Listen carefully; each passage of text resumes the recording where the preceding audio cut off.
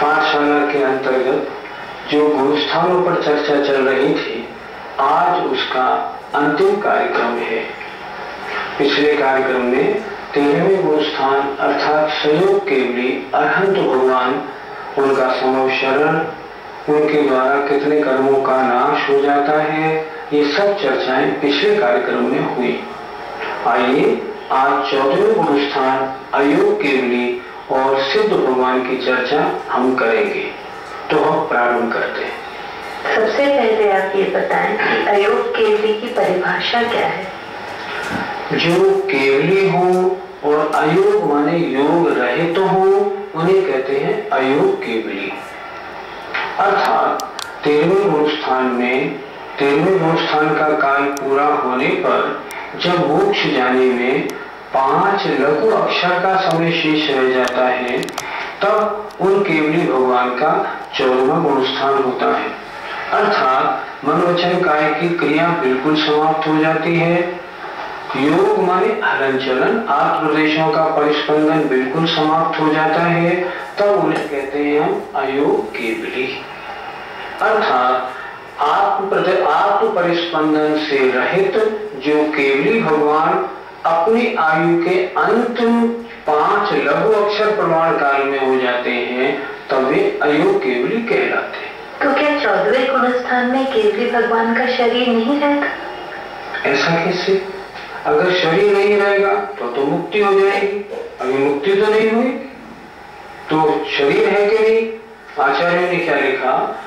13वें गुणस्थान के अंतिम समय तक शरीर नाम कर्म का उदय रहता है, और शरीर नाम कर्म का उदय रहने के कारण शरीर के योग्य वर्गणाओं का ग्रहण होता है, और इसके कारण आत्म प्रदेशों में परिस्पंदन भी होता है। अब 14वें गुणस्थान में शरीर नाम कर्म का उदय न होने के कारण शरीर के योग्य वर्गणाओं का ग्रहण नहीं है, तो योग नहीं है। शरीर की सत्ता तो है, पर उसमें परिस्पंदन नहीं, उसके योग्य वर्गणाओं का ग्रहण नहीं। पर अभी हम शरीर रहित नहीं कह सकते। शरीर है, शरीर की सत्ता है, पर शरीर के योग्य वर्गणाओं का ग्रहण नहीं है। इसलिए 14वें गुणस्थान में शरीर सहित है, सत्ता रूप है, वर्गणाओं के ग्रहण न होने से, या यूं कहें शरीर नाम कर्म का उदय न होने से, वर्गणाओं का ग्रहण न होने से योग नहीं है। तो 14वें गुणस्थान का ड्यूरेशन या काल कितना है? बहुत थोड़ा। शास्त्रों में लिखा है आ ई उ रे रे 5 लघु अक्षर बोलने में जितना समय लगता है उतना। आचार्य कहते हैं कचट तप, ये तो हो गया पूरा। ये कचट तप 5 लघु अक्षर लें, उनके बोलने में जितना समय लगता है उतना समय 14वें गुणस्थान का है। हम जोड़ेंगे 1 सेकंड से भी कम। हमने एक बार आचार्य को पूछा, महाराज जी 5 अक्षर प्रमाण 14वें गुणस्थान का काल है कि हाँ? हमने कहा हम बोलेंगे कचट तप, तो इतनी देर का काल हो गया। बोले ऐसे नहीं, तुम्हारे बोलने से काल थोड़ी माना जाएगा, तो किसके बोलने से माना जाएगा? तब उन्होंने बताया वचन बल रिद्धिधारी मुनि महाराज जो अंतर्मूर्त के अंदर द्वादशांग के करोड़ों अरबों श्लोकों का पाठ कर लेते हैं, इतने फास्टेस्ट स्पीड वाले होते हैं, उनके द्वारा 5 लघु अक्षर बोलने में जितना समय लगता है वो समय है 14वें गुणस्थान का। अर्थात ये भी समय ज्यादा हो गया, इससे भी कम समय है। इतना कम काल 14वें गुणस्थान का है। तो इस 14वें गुणस्थान में वो केवली क्या करते हैं? वे केवली चौथा शुक्ल ध्यान विपरीत क्रिया निवर्ती, चौथा शुक्ल ध्यान ध्याते हैं। यद्यपि यह ध्यान उपचार से है, फिर भी इसका ये ध्यान होता है, और इस ध्यान के द्वारा 148 प्रकृतियों में से 13वें गुणस्थान में जब आए थे तब 63 प्रकृतियों का नाश हो गया था। अब बची थी 85। इन 85 प्रकृतियों का नाश अंतिम 2 समय में करते हैं।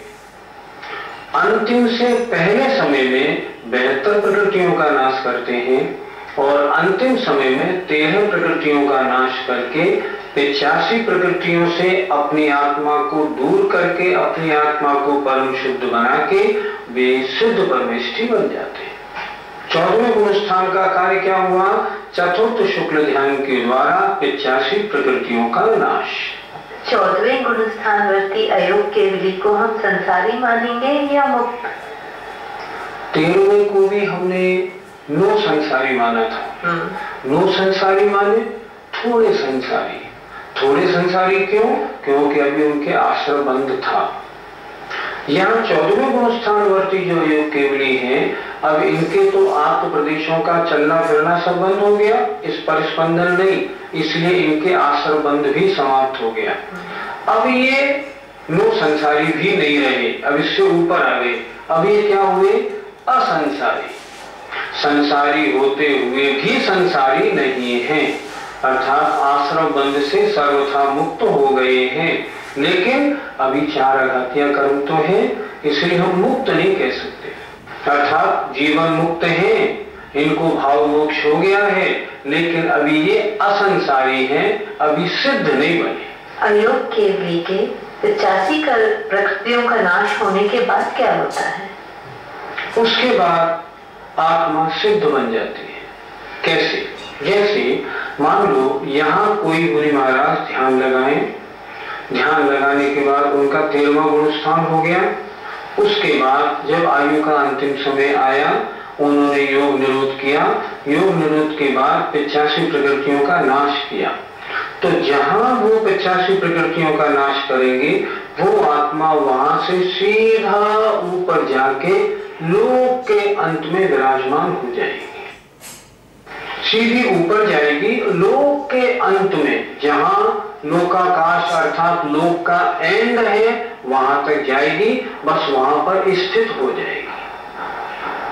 जितने जहां पर होता है ना, ठीक वहां से 90 डिग्री का एक कोण बनाइए, बिल्कुल जरा भी मिस ना होते हुए उस आत्मा का ऊर्ध्वगमन होता है और वहां विराजमान हो जाती है। फिर हम कहते हैं ये आत्मा सिद्ध हो गई है। पहले अनंत परमेष्ठी थे 14वें गुणस्थान तक, अब वो सिद्ध परमेष्ठी हो गई।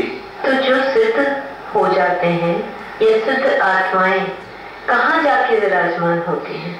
अब देखिए, बात बदल गई। 14 गुणस्थानों की चर्चा पूरी हो चुकी है। सिद्ध भगवान के अब गुणस्थान नहीं होते। हम सिद्ध भगवान को कहते हैं गुणस्थानातीत। गुणस्थान जिनके समाप्त हो गई, ऐसे सिद्ध भगवान। अब हमारी चर्चा गुणस्थानातीत सिद्ध भगवान की हो रही है। हम लोगों में एक थोड़ी सी गलतफहमी है, उसे हम ठीक करें। हम क्या करते हैं, हमने स्वास्तिक बनाया, स्वास्तिक के ऊपर एक अर्ध चंद्रमा बनाया और उस पर हमने एक बिंदी रखी। हमने ये माना ये सिद्ध शिला है और इस पर ये भगवान विराजमान हो जाते हैं। हम सभी ऐसा मानते हैं, पर नहीं, ऐसा मानना ठीक नहीं। सिद्ध शिला तो अष्टम पृथ्वी के बीचों बीच में एक शिला है, उस पर भगवान विराजमान नहीं होते। और ध्यान से सुने, सर्वार्थ सिद्धि के विमान से उसका जो ध्वज दंड है, उससे 12 योजन ऊपर आओ। वहां क्या है? अष्टम पृथ्वी, अष्टम वसुधा पाने को। तो अष्टम पृथ्वी 1 राजू चौड़ी और 7 राजू गहरी, एक अष्टम पृथ्वी। अष्टम पृथ्वी के बीचों बीच में एक सिद्ध शिला है, लेकिन सिद्ध भगवान वहां विराजमान नहीं होते। उस अष्टम पृथ्वी के बाद फिर गणोदरी बलय 2 कोस मोटा, फिर घनवात बलय 1 कोस मोटा, फिर तनवात बलय 1575 धनुष मोटा। वो सिद्ध भगवान कहाँ विराजमान होते हैं? वह आत्मा धनवात वलय से निकल के, घनोदरी वात वलय से निकल के, तनवात वलय के भी एंड में जाकर विराजमान हो जाती है। सिद्ध शिला पर सिद्ध भगवान जाकर बैठ नहीं जाते, वहां बैठ के ध्यान करने लगे, नहीं। वो आत्मा सिद्ध शिला से क्रॉस करती हुई ऊपर अंतिम तनवात वलय के अंतिम 525 धनुष में जाके विराजमान हो जाती है। ऐसे समझो जैसे मान लो हम हाइड्रोजन के कुछ गुब्बारे ले लें, कुछ छोटे बड़े सब तरह के, हम उनको छोड़ दें तो क्या होगा, सब दीवार से जाके लग जाएंगे। उसी तरह भगवान जो अनंत थे, उनका शरीर छोटा हो या बड़ा, उनकी वे आत्माएं सब ऊपर जाके लोक का जो अंत है ना, वहां से उनका सिर टच करेगा और बाकी उनका हिस्सा नीचे रहेगा। ऐसे सब वहां विराजमान हो जाते हैं, सिद्ध शिला पर जाकर बैठती नहीं कि वहां जाएं और ध्यान करने लगे, ऐसा नहीं होता। गलतफहमी ठीक करनी चाहिए। इसीलिए चंद्रमा बनाने के बाद बिंदी ऊपर बनानी चाहिए कि ये सिद्ध शिला और इससे ऊपर ये सिद्ध भगवान विराजमान। सिद्ध आत्माएं या सिद्ध भगवान लोक के एंड में जाके क्यों रुक जाते हैं और ऊपर क्यों नहीं जाते? देखो, जीव और पुद्गल इनका गमन जहां तक धर्म द्रव्य है वहीं तक तो हो सकता है। धर्म द्रव्य जीव और पुद्गल जब गमन करें तो उनको चलने में मदद करने वाला धर्म द्रव्य है। अब धर्म द्रव्य कहां तक है? लोक के अंत तक। लोक के बाहर अलोक आकाश, अलोक आकाश में मात्र आकाश, अन्य द्रव्य नहीं। अब जब धर्म द्रव्य नहीं है तो सिद्ध भगवान आगे कैसे जाएंगे? मान लो इंजन तैयार है, बिल्कुल रेडी है, लेकिन पटरी यहां तक है, तो इंजन क्या पटरी से आगे जाएगा? नहीं जाएगा। उसी तरह केवली भगवान में नहीं, सिद्ध भगवान में शक्ति तो है। 14 राजू गमन किया, मान लो जहां मनुष्य पर्याय से 7 राजू उन्होंने गमन किया। अगर 7 राजू नहीं, हजारों लाखों राजू होते तो भी एक समय में पहुंच जाते, लेकिन धर्म द्रव्य नहीं है, इसलिए लोकांत तक जाते हैं और जहां धर्म द्रव्य समाप्त हुआ बस वहीं जाके रुक जाते हैं। तो क्या सिद्धात्माओं का भी आकार होता है? क्यों नहीं होता? जो तीर्थंकर या जो मुनि महाराज पद्मासन से अंतिम समय मोक्ष पधारते हैं, उनकी आत्मा उसी शरीर के आकार से कुछ कम प्रमाण, उसी आकार पद्मासन से ऊपर जाकर विराजमान रहती है। जो खड़गासन से ध्यान लगा के अंतिम समय खड़गासन लगा के रोते हैं, उनकी आत्मा उनके शरीर प्रमाण खड़गासन रूप आकार से लोक के अंत में जाके स्थित हो जाती है। जितना बड़ा शरीर का आकार उतने बड़े आत्म प्रदेश, और सिद्ध अवस्था में भी आत्म प्रदेश उससे कुछ कम प्रमाण रह जाते हैं। लेकिन इस बारे में कुछ आचार्यों का मत है 2/3 प्रमाण हो जाते हैं, पूरे नहीं होते। लेकिन अधिकतर आचार्य कहते हैं कुछ कम हो जाते हैं, रहते उतने बड़े। इस तरह मुक्त आत्मा, इतनी सिद्ध आत्माएं सब आकार सहित हैं, पर शरीर वाला आकार नहीं।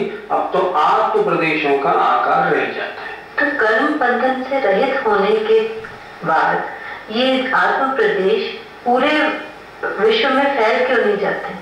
हाँ, प्रश्न बिल्कुल ठीक है।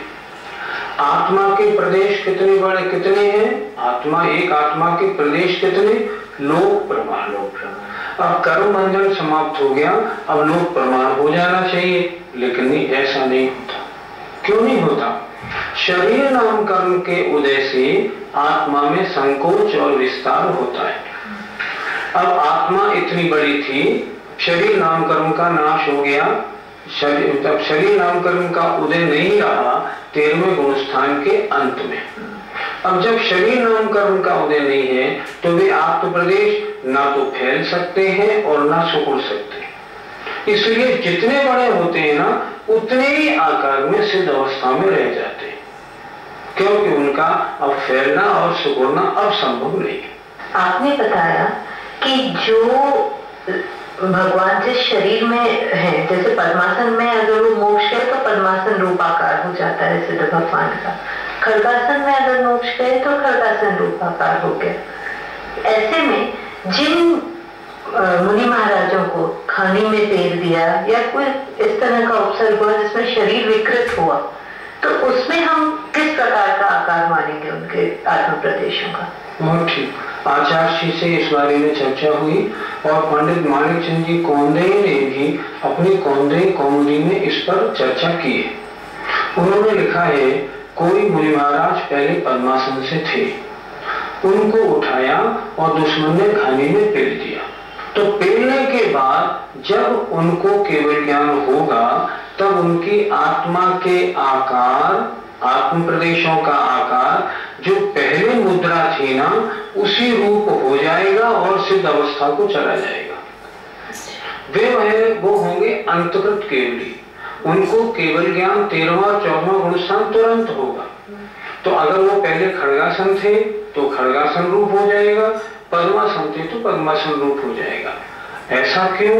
ऐसा इसलिए सारे सिद्ध 2 आसन में हैं, खड़गासन और पद्मासन। अच्छा, और कोई तीसरा आसन नहीं। दूसरी बात, सारे सिद्ध परमेश्वरियों का सिर लोक के अंत से छुपता हुआ है।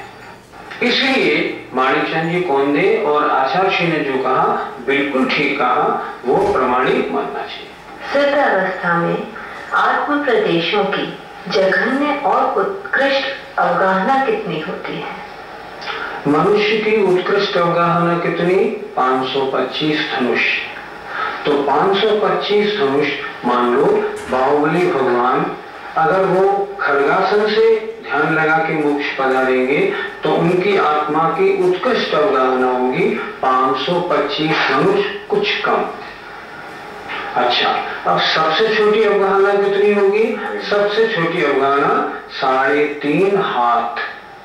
1 हाथ माने 1.5 फुट, 3 डोर का 4.5 मतलब 5.25 फुट जघन्य अवगाहना होगी।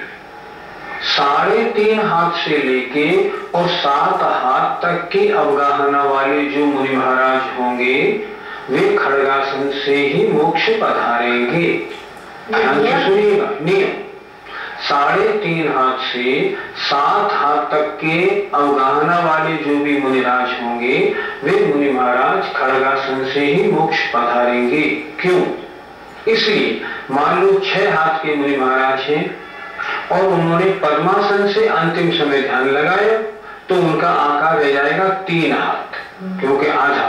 लेकिन 3 हाथ तो सिद्धों की अवगाहना होती नहीं। इससे नियम ये है 3.5 हाथ से कम आकार वालों को तो मोक्ष होता ही नहीं, ये नियम। 3.5 हाथ से 7 हाथ तक के जितने भी मुनि महाराज हैं वो नियम से खड़गासन से ही मोक्ष पधारेंगे। 7 हाथ से बड़ी अवगाहना वाले मुनि महाराज खड़गासन और पद्मासन दोनों से मोक्ष पधार सकते हैं। अर्थात मोक्ष प्राप्त जितनी आत्माएं हैं उनका आकार सबसे बड़ा 525 धनुष से कुछ कम, सबसे छोटा 3.5 हाथ का होता है। तो जिन आत्माओं को मोक्ष हो गया है क्या वे संसार में लौट के आएंगे? मुक्त जीव के लिए कहते हैं जिनके 8 कर्म नष्ट हो गए हैं और अब जो कभी संसार में लौटकर नहीं आएंगे उन्हें मुक्त जीव कहते हैं। लेकिन अन्य मत के जो लोग हैं वो ऐसा मानते हैं कि जब जीव वैकुंठ या मोक्ष चले जाएंगे और मोक्ष में जब बहुत भीड़ हो जाएगी तब उनको फिर एक एक करके यहाँ भेजा जाएगा। लेकिन हमारे जैन धर्म में ऐसा नहीं होता। अन्य मत वाले ऐसा मानते हैं, हम ऐसा नहीं मानते। संसार में जन्म मरण या सुख दुख क्यों था? कर्मोदय के कारण। अब कर्म नष्ट हो गए, अब जन्म का और मरण का कोई प्रश्न ही नहीं उठता। जैन आगम तो स्पष्ट कहता है एक बार सिद्ध बनने के बाद फिर संसार में आने का अनंत काल तक कोई प्रश्न नहीं। तो फिर में जब वहां बहुत सारे सिद्ध हो जाएंगे तब क्या होगा? सिद्ध आत्मा अमूर्तिक होती है तो एक में अनेक आत्माएं प्रवेश कर जाएं तो भी आपत्ति नहीं होती। हम पूजा में पढ़ते हैं ना, जो एक माही अनेक राजे, अनेक माही एक लो, एक अनेक की नाहि संख्या, नमो सिद्ध निरंजन। सिद्ध भगवान ऐसे होते हैं, इसलिए वहां स्थान की कभी कमी नहीं पड़ती और उनको यहाँ लौट कर नहीं आना पड़ता। कर्म नष्ट हो जाने पर आत्मा का गमन ऊपर की तरफ क्यों होता है, नीचे की तरफ क्यों नहीं होता? प्रश्न आपका ठीक है। आत्मा का स्वभाव है ऊर्ध्वगमन, इसलिए जब तक आत्मा कर्मों से लिप्त था तब तक तो ऊर्ध्वगमन नहीं कर पाता था। मनुष्य है, मर के नीचे नरक में चला गया, उसका स्वभाव प्रकट नहीं हुआ। अब जब सारे कर्म हट गए तो ऊर्ध्वगमन स्वभाव प्रकट हो गया, सीधा ऊर्ध्वगमन करता है। तत्वार्थ सूत्र में एक सूत्र दिया है ना उन्होंने, पूर्व प्रयोगाद असंगत्वाद बंधच्छेदाद तथागत परिणामाच्च आविद्ध कुलाल चक्रवद विभगत ले पाला उबदे रंड बीज बदलनी सिखावच्च। ये दोनों सूत्र ये बता रहे हैं 10वें अध्याय के कि पूर्व प्रयोग से संग परिग्रह से रहित होने के कारण, बंध के नाश होने से और अपना स्वभाव होने से वे आत्माएं कर्म बंधन से रहित होते ही ऊर्ध्वगमन करती हैं। तिरछी नहीं, नीचे नहीं, कहीं भी नहीं जाएंगी, सीधा ऊर्ध्वगमन करेंगी। क्या ऐसा भी कोई नियम है कि एक पर्टिकुलर ड्यूरेशन में, एक पर्टिकुलर टाइम में इतने जीव मोक्ष जाएंगे ही जाएंगे? हाँ, क्यों नहीं, शास्त्रों में इसका भी वर्णन है। शास्त्रों में लिखा है 6 महीने 8 समय में 608 जीव मोक्ष जाते हैं, एक कम नहीं, एक ज्यादा नहीं। 6 महीने 8 समय में 607 भी नहीं, 6 महीने 8 समय में 609 भी नहीं। 6 महीने 8 समय में 608 जीव अनंत काल से मोक्ष जा रहे हैं और अनंत काल तक मोक्ष निरंतर जाते रहेंगे। तो अभी तो ये कहते हैं कि इस काल में कोई जीव मोक्ष जाते ही नहीं, तो इस समय कैसे बनेगी ये बात? अच्छा, भारत क्षेत्र से नहीं जाता पर विदेश क्षेत्र से वहां से जाता, अपने आप मालूम पड़ गया। इसलिए यहाँ से नहीं जा रहे तो कोई बात नहीं, विदेश क्षेत्र तो है, विदेश क्षेत्र से बराबर सिद्ध बन रहे हैं। 6 महीने 8 समय में 608 बनेंगे, इससे ज्यादा नहीं। ये नियम जब फिक्स्ड है कि 6 महीने 8 समय में 608 जीव मोक्ष जाएंगे, तो ये जब कंटिन्यूअस प्रोसेस चलता है तो एक टाइम ऐसा भी आएगा कि सारे जीवों को मोक्ष हो जाएगा, संसार खाली हो जाना चाहिए। पहले ये बताओ, जीव है कितने? अक्षय अनंत, अनंतानंत जीव राशि है। अनंत किसे कहते हैं? अनंत की परिभाषा है, साइंस भी कहता है और शास्त्र भी कहते हैं। साइंस कहता है एक होता है इन्फिनिटी। इन्फिनिटी में कितने ही घटा दो, कितने ही जोड़ दो, कितने से डिवाइड कर दो, कितने से भाग लगा दो, इन्फिनिटी मेंटेन रहती है। उसी तरह आचार्यों ने लिखा है जीव कितने हैं? अनंतानंत। अनंत उसे कहते हैं उसमें आय ना हो, निरंतर व्यय होता रहे तो भी जो कभी समाप्त नहीं होता, उसे कहते हैं अनंत। हम मानते हैं नए जीव पैदा नहीं होते, जीव जितने हैं एक भी जीव नया नहीं बनेगा, ये बात सही है।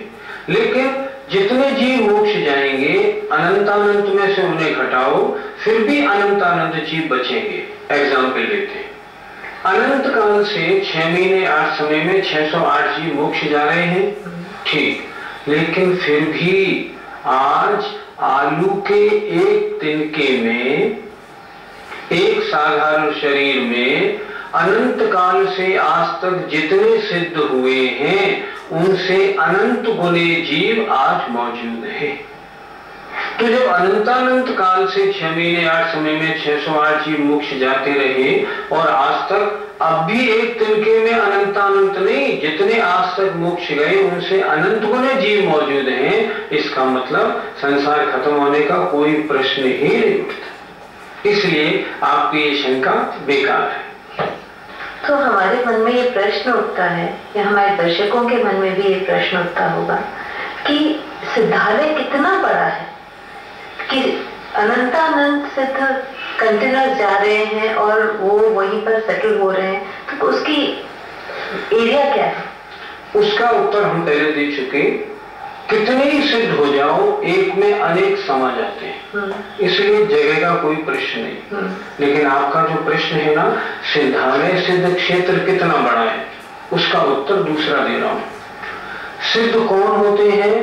कर्म भूमि के मनुष्य, अर्थात 45 लाख योजन में रहने वाले जो मनुष्य हैं वे मुनि अवस्था धारण कर और ध्यान करके मोक्ष प्राप्त कर लेते हैं। तो जहाँ के जीव मान लो मानसोत्तर के किनारे पर कोई ध्यान लगाएंगे तो वे वहां से ऊपर जाएंगे, इधर ध्यान लगाएंगे तो यहाँ से ऊपर जाएंगे। सिद्धालय कितना बड़ा हो गया? 45 लाख योजन गोल। मोक्ष स्थान अष्टम वसुधा, जो हम प्राप्त करने की इच्छा करते हैं, वो स्थान 45 लाख योजन गोल है, क्योंकि मानसोत्तर पर्वत के अंदर की भूमि गोल है। मोटा कितना है? 525 धनुष, क्योंकि 525 धनुष से बड़ी अवगाहना किसी की नहीं होती। तो मोक्ष या सिद्धालय का आकार 45 लाख योजन गोल, 525 धनुष मोटा। तो आपने बताया कि मानुष्योत्तर पर्वत के अंदर की जो सिद्धालय की जो एरिया है वो 45 लाख योजन चौड़ा और गोल। तो उसमें जितने भी समुद्र हैं या पर्वत क्षेत्र हैं, उन सब से तो जीव मोक्ष गए नहीं होंगे। तो वहां के जो ठीक ऊपर वाली जो भूमि है वो खाली होगी सिद्धशिला की, सिद्धालय की, और क्षेत्रों की जो एरिया है वो ठीक उसके ऊपर वाला जो स्थान है वो भर गया होगा सिद्धों से। तो ऐसा मानना क्या ठीक है? नहीं, कारण ऊपर सिद्ध क्षेत्र में पिन पॉइंट भी ऐसा नहीं है जहां कोई आत्मा विराजमान ना हो। तर्क आपका बिल्कुल जायज है। पर्वतों के ऊपर कैसे, समुद्र से जीव कैसे मोक्ष जाएंगे? क्योंकि जीव का तो डायरेक्ट 90 डिग्री ऊपर। वे मुनि महाराज को उठाया और समुद्र में फेंक दिया।